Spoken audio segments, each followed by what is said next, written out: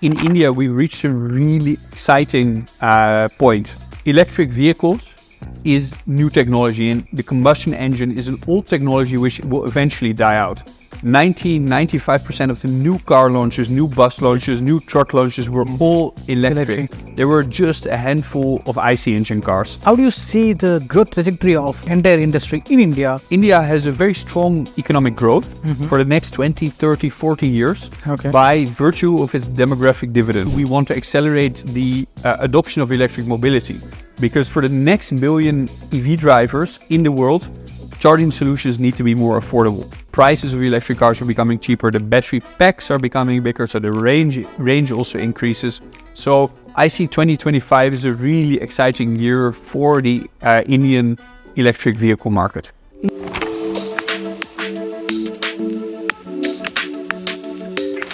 Welcome to Goisi Talks.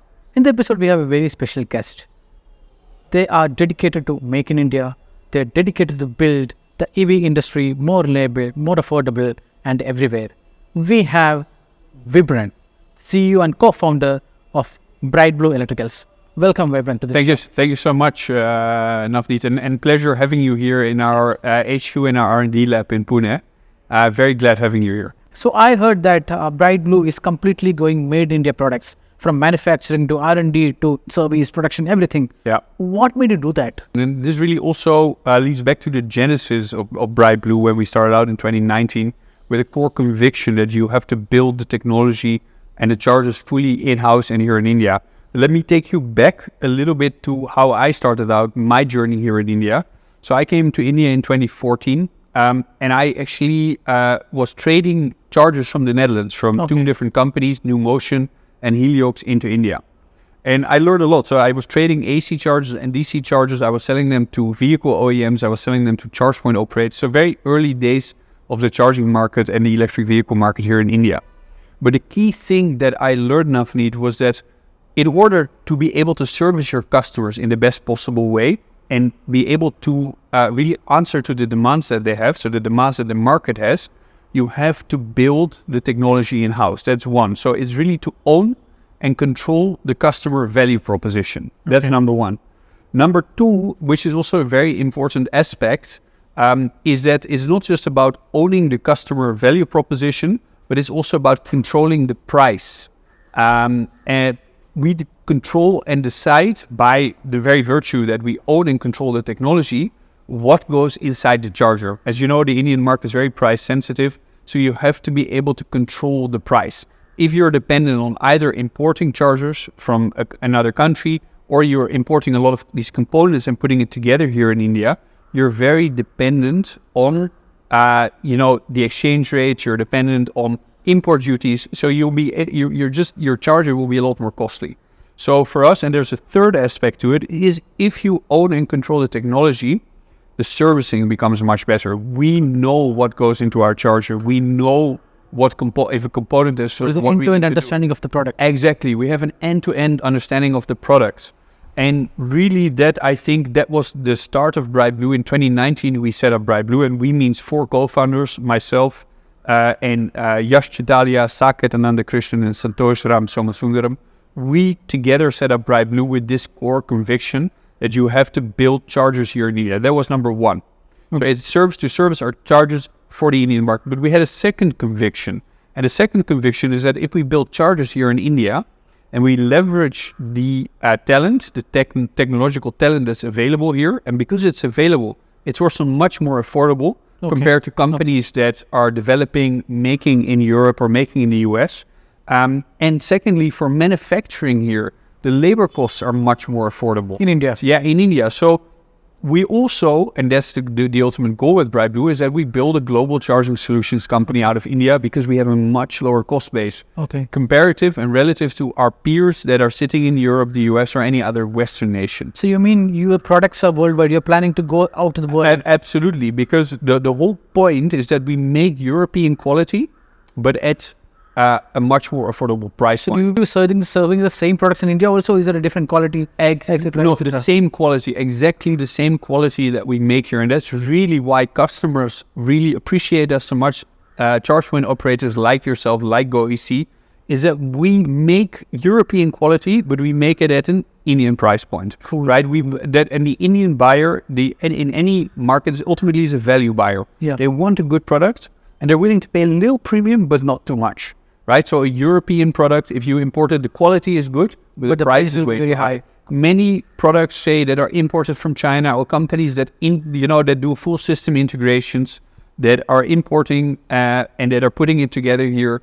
Unfortunately, they might be cost competitive, but oftentimes the quality and the service is lacking. So exactly. So what we supply is the right quality, but at the right price point. So from the customer feedbacks and from a little research, I know that BRIGHTBLU is using some advanced technology in terms of managing the power supply inside the charging machine. Yeah. Can you explain a little bit of that? Yeah, of course. So this is a really important feature that we supply with the charger, which is called the BRIGHTBLU Power Manager.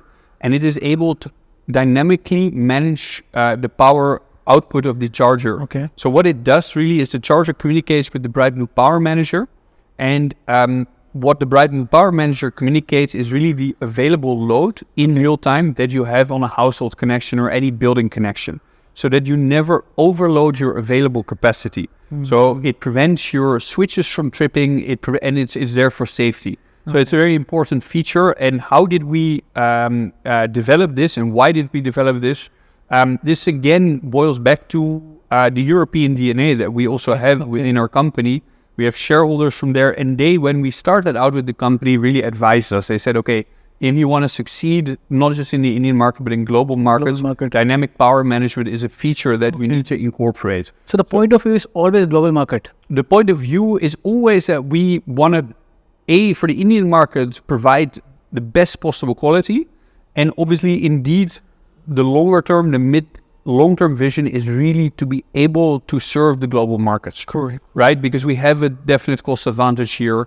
And that's also the way we want to accelerate the adoption of electric mobility.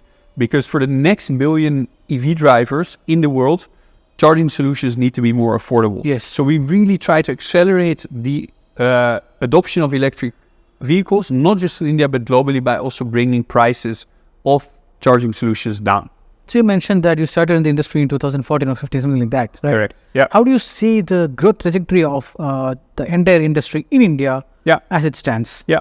So I think in India, we reached a really exciting point. And what I mean with that is the following. The industry has been growing. Obviously, I think the real inception was even before 2014. There were already some cars like the Mahindra Reva and Mahindra E2O. Before it was just Reva, before it was acquired by Mahindra. So there was some. But you've always been sure about the growth? I've always, since I entered into the industry, which was in 2014, and I started driving a Nissan Leaf, and I test drove one of the first Tesla Model S's that came to Europe. Okay. Once I drove those vehicles, I was hooked.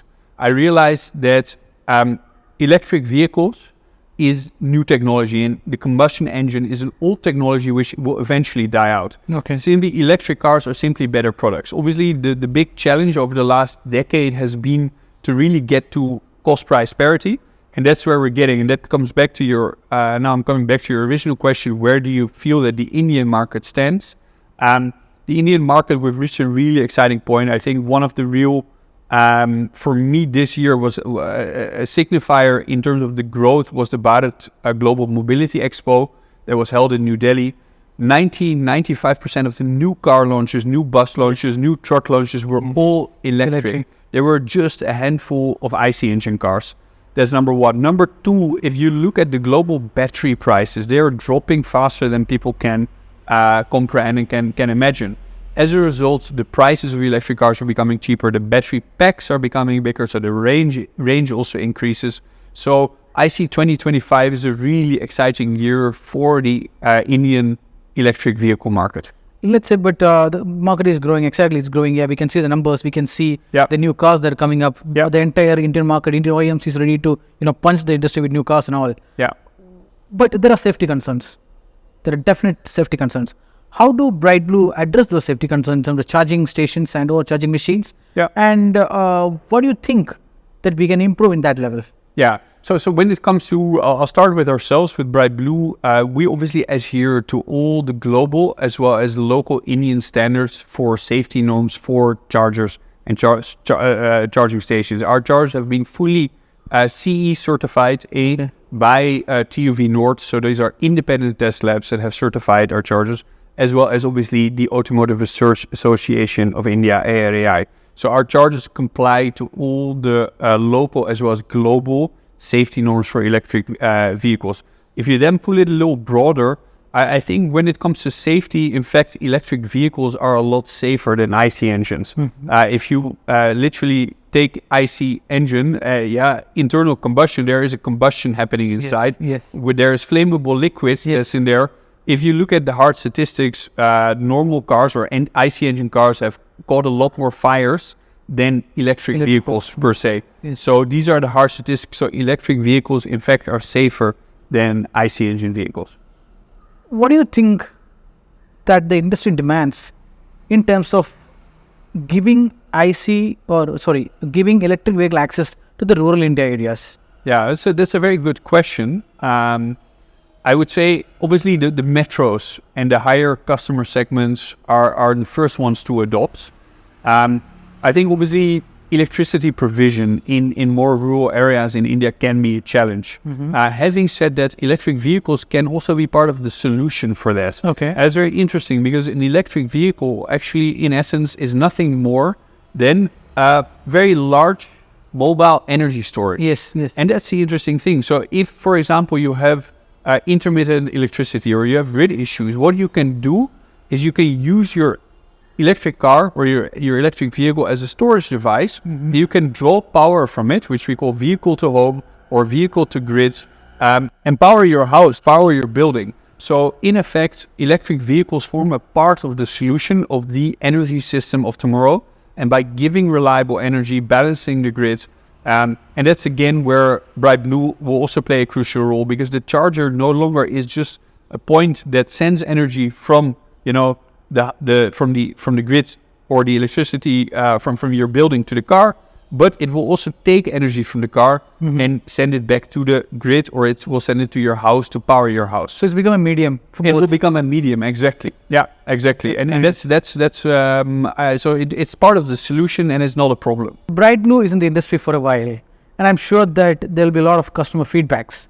So how does this customer feedback shape the product further and further, and how do you see this is growing into a probably where you dream where the product should be? And that's the beauty of having developed and owning and controlling the technology.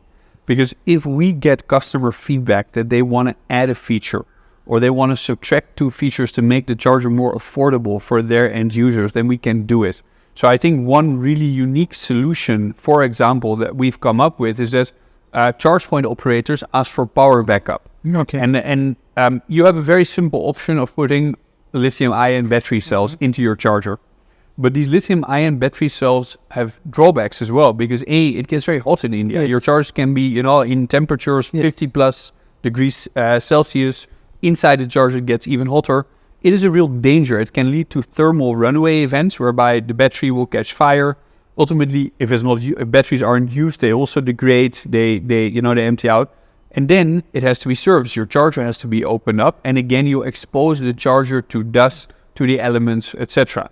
So what we have done, instead of using a battery, we use supercapacitors that will give power backup for 3 minutes in order to be able to, when there is a power cut, that the charger, the critical systems of the charger remain powered, and that the message to the CPO, exactly, the system can be relayed that there's a power cut, what the transaction data are, and that the charging session, once the power comes back, can be automatically resumed. So this is a very unique feature that, as far as I know, no one else in the Indian market offers, which we fully designed in-house based on customer feedback. Fully designed in-house? Yeah, fully designed in-house. So it's all fully designed in-house. So that I can see that, there is a product and there's a feedback from the customers that this should be done, and the company is reactive to that and coming up with some better technology that compatible with the modern problems. Exactly. And you mentioned something about the weather in India, so that's I was coming to exactly there. You see, you go to Kashmir, you go to Delhi, you see -3, -4 at one point of time, Yeah. and you flip it, then you see 50 degrees. Yeah. So the extreme weather changes Yeah. with a technology that's so vulnerable in that terms. Yeah. What is the challenge? Where do you see it? Yeah. Yeah, I think what we've done right from the outside, we realize that, right? Because India is a super diverse country. Yeah. Indeed, from on the one hand side, you've got the Himalayas, you've got extreme cold, you've got tropical temperatures in Kerala and down south, Yes. where it's also really humid. On the other hand side, you have in the cities where unfortunately, and we're all working on that with electric mobility, but it's really polluted. So, and these pollutants are very, very small, very fine. They will also penetrate, Into the system. devices. Exactly, but they will not penetrate into our system because we, from the outset, designed the enclosure to be IP65 rated. IP65. IP65 rated. Dust and water, or they will do it? Yeah, exactly. So it is the maximum protection against dust. Okay. And water can, it can withstand normal showers, thunder showers, etc., and without any problems. And again, this is not self-certified. This rating has been given by TUV Nord with our CE certification and by ARAI in our Indian certifications. Okay. So it's not self-certified. It's fully independently certified by 2 different test labs, both in Europe as well as here. How did the dream started of BRIGHTBLU? Yeah, so it's a very good question. Like I said, when I was, and this we would have to, go back quite a bit in history, more than 10 years, I was actually still studying at the University of Amsterdam. Okay. And I was having a job on the side with a consulting firm, and they were specialized in electric mobility consulting. And the interesting thing was that when I, first started working with them, I immediately thought to myself, this is something very interesting for India. Mm-hmm.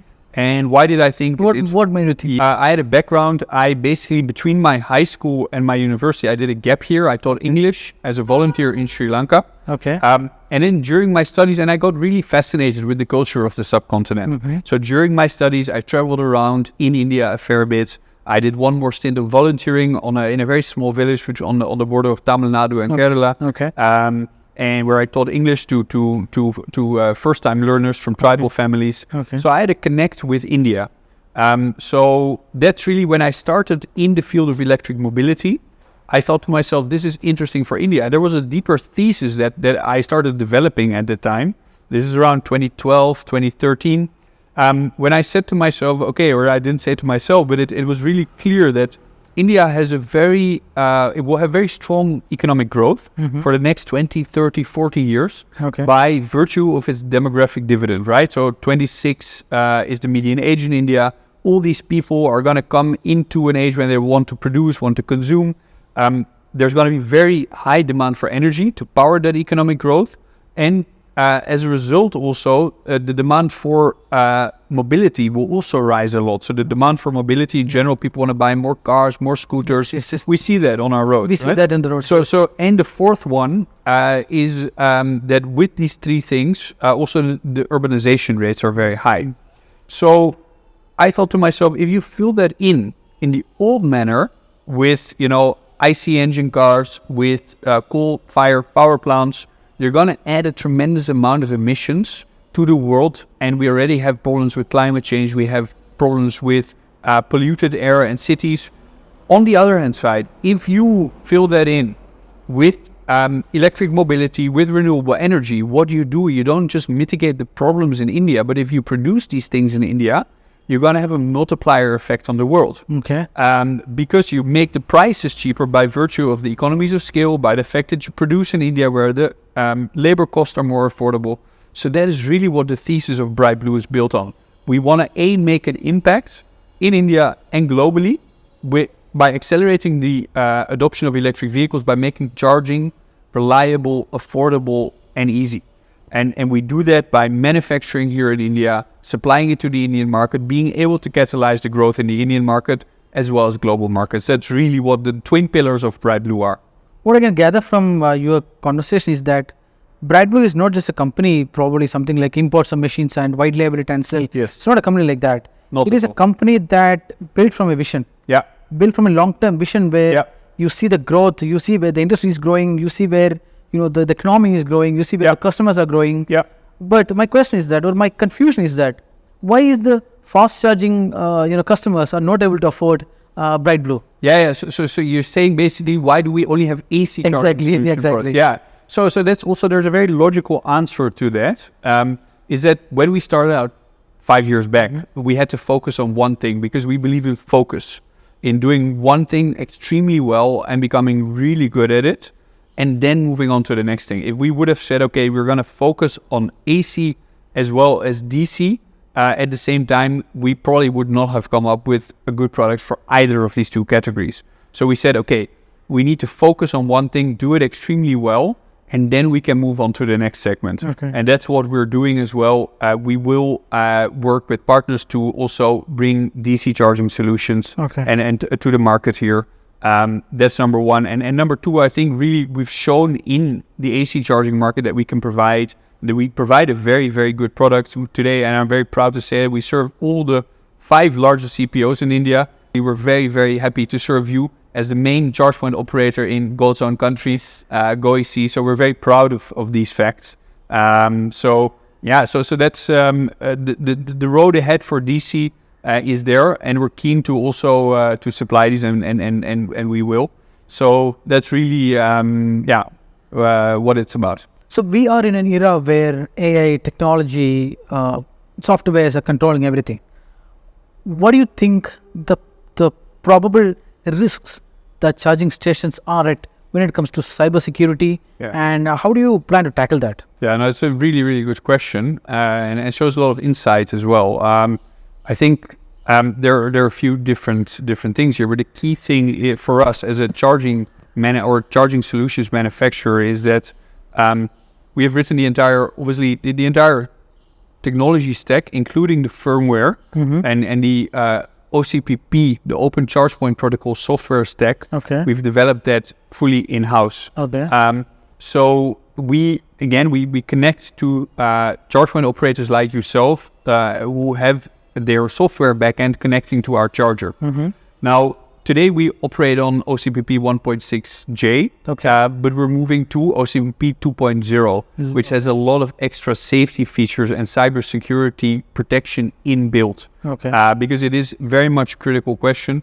I think the industry is relatively young, but as it matures, it will have to focus on bringing these controls against, cybersecurity attacks. Exactly. So for sure, it's a very important point. So it's been around 10 years in India dealing with the industry, and I think it's been the 5th year or 6th year of BRIGHTBLU. How do you see the government approaching the industry from the early days to how that changed during time and how that brought a meaningful change in the industry? What I've seen in the government approach is that initially there was a very broad-based plan, the National Electric Mobility Mission Plan, that really looked to push electric mobility as a whole, but it was very broad-based. And what you see now is that the government has gone through multiple cycles and iterations of developing and implementing e-mobility policies. And I think they're also learning more and more about what works and doesn't work. So it's in effect, it's no other than, building a company or running a business, is that you learn, you go with what works, you leave what doesn't work. So they're also moving forward and implementing the lessons that have worked and leaving what hasn't worked and moving ahead to push e-mobility as a whole in India. So someone who has seen the evolution of Indian EV industry for such long time, I need an advice from you. So what is your advice to charging point operators like GoEC? And what would be your advice to young car buyers? So let me start first with the advice for charge point operators.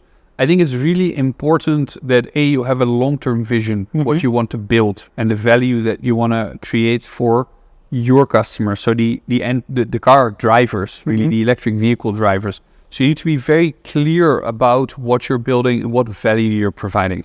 So and have that long-term vision, because Rome, as they say, wasn't built overnight. It took many years. So same way we're working with atoms and things in the real physical space. This is not built like a piece of software overnight and where you can iterate quickly. So you have to have a long-term vision and execute on that and stay true to that vision of what you're building. So that's number one. Number two, what I would advise is that focus on quality. The quality of your services, the quality of your charging stations where you install the chargers, it needs to be top-notch. It needs to be in quality locations, because people ultimately will always go with quality. Price is not the only thing, but quality is what lasts and what will build long-term value for your customer and therefore for you if you build a company. So that's what I would advise charge point operators and anyone that is active in this industry for a fact. So that's one. Number two, what would I advise young car buyers is that the market now has a whole range of options. We're spoiled by options. Exactly. We're spoiled by options, and that's only going to increase. Yes. So I would say focus on a good car that's in your budget and go electric, because there is no such thing as driving electric. It's more comfortable, it is more enjoyable, and ultimately it is cheaper as well. Your total cost of ownership is much lower. Even though, your sticker price may still be a little bit more expensive, but we're already approaching that inflection point where it's going to reach cost price parity, but your electricity is cheaper than your fuel. Your maintenance costs, because there are less moving parts in the electric car, are much lower. And ultimately the residual value, and that's proven by markets in Europe, in the US and other developed markets, the residual value is much better. Today, if you buy a diesel car or a petrol car in 5 years' time, no one will buy that anymore from you because everything is moving electric. So today, any new car buyer, I would say, go electric. When we talk about electric car industry, the word sustainability will always appear. What are the initiatives, or what are the points that you always keep in mind when you work in the charging machine industry in terms of sustainability? Yeah. So I would like to just approach this question first of all from a slightly broader perspective. Sustainability is really important, but ultimately you can never forget that you have to build a product and deliver a product that is better than what is the status quo. So it's nice that electric cars are more sustainable and that they're better for the environment, but if they were worse product than an IC engine vehicle, people will not part with their hard-earned money. So number one for us is always product and how that product functions. You need to build a better product, full stop. And how does that translate into so that's what goes for the car, but it also goes for the chargers.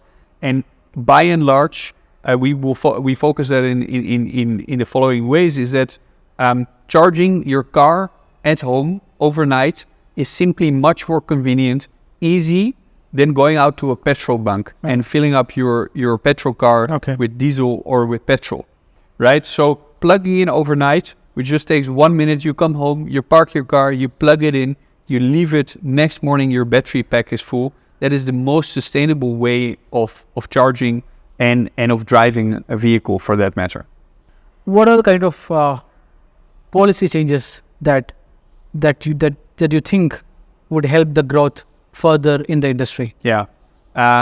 So my view is that the government has to be as much hands-off as possible. Because ultimately the markets will really decide what works well, what doesn't work well, and vote with their feet and with their wallets. So I'm not in favor of the government, enacting, strict policies on in terms of what kind of charges or pricing, because it doesn't help. The market will vote, people will vote with their wallets, and the best solutions at the best price point, best quality will ultimately be what lasts. So that's number one. Number two, I do have another different view when it comes to, overall sustainability and promoting electric mobility or promoting clean modes of transportation versus non-clean modes of transportation. And I'm very much simply in favor of letting the polluter pay. So let the taxes and levies on IC engine vehicles, on petrol vehicles be higher than on electric cars, simply because they pollute more. It's an externality that is today not priced into our economic model, but it should be, because people buy a car, they pollute the air, everyone pollutes the air, and we ultimately end up paying the bills for that, with our health, with people who go, have to go to hospital because they've got, issues with their lungs. So I'm in favor of letting the polluter pay. Because really pay, and then people will again vote with their wallets and they'll go for the cleaner alternatives. That is important, I guess. Yeah. So Wybren, it was very nice to talk to you. And I guess we had discussed the industry and we had discussed the company, we had discussed the journey of you, how it started, how it's going on. And I hope that you are very optimistic about the growth of the industry in India and where it's going in the way. Do you think that we can kind of reach the 30% of market share of electric vehicles by 2030? In fact, I think it's going to be much more. So I'm super optimistic, and but that optimism is rooted in reality. Why? Because like I said, electric vehicles are better products. They're reaching cost price parity soon. Once a comparable electric car is the same price as an IC engine vehicle, people will en masse start shifting to electric vehicles, for the very simple reason that no one's going to pay more for your petrol or your maintenance, your long-term ownership of a petrol or diesel car that they can't sell anymore. So I think the percentage of electric vehicles and new vehicle sales in the Indian market will be a lot higher than 30%. What about the commercial and fleet industry? Yeah, same. So in the commercial and fleet industry, every rupee counts. And what is the most important is that basically that the total cost of ownership of a vehicle should be lower than of an IC engine vehicle. And we're approaching there as well. When you look at the European markets, trucks, buses, and here in India as well, by the way, the bus market is growing exponentially. And that simply comes on the back of a cheaper operating cost. And as an operator, you can make more money employing electric vehicles rather than your IC vehicles. Exactly. Yeah. I have heard that Tesla is coming to India. The company is already started hiring in India. Yeah. And I guess in the coming months, we will see the brand Tesla in India. What is your take? Yeah. So I sincerely hope so. In fact, I've been hoping that they would enter for the last 10 years, and unfortunately, it hasn't happened yet. I think the products that they make are, in terms of features, the quality are on another level. Yet they're able to do that at a price point which is very compelling. And I think if they enter, they will do incredibly well in the Indian market, and it will catalyze the e-mobility market even further.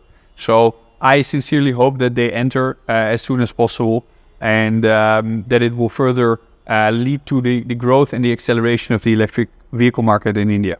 How do you see Goeasy is growing? Because you've been associating with us for some time. Yeah. How do you see Goeasy is growing, and what is your experience with us? Yeah. So my experience with Goeasy is extremely good. I think we've been associated for over 2 years. Yes. You're a very important client to us, and we're very keen on fostering, with you the e-mobility ecosystem, not just in Kerala but in other parts of India as well.